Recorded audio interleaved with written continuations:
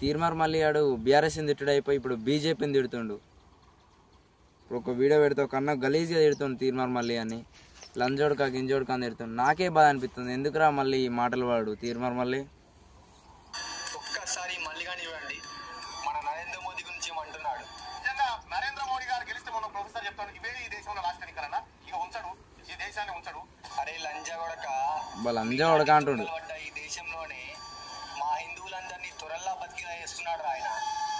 ఆయన అరణు అనేది శివాజీ పుట్టిన దేశం రా ఇది. ఆ శివాజీకి మరో రూపమేరా శ్రీ నరేంద్ర మోదీ. ఏమనుకుంటున్నావు బిడ్డ?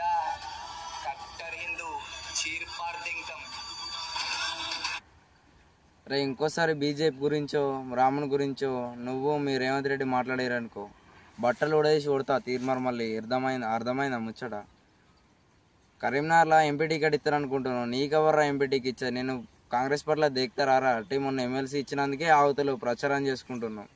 నువ్వు ఇంకోసారి ఎక్కువ తక్కువ నరేంద్ర మోడీ మాట్లాడినావు అనుకో, బట్టలు ఉడేసి కొడతాం బిడ్డ, గుర్తుపెట్టుకో తీర్మార్ మళ్ళీ.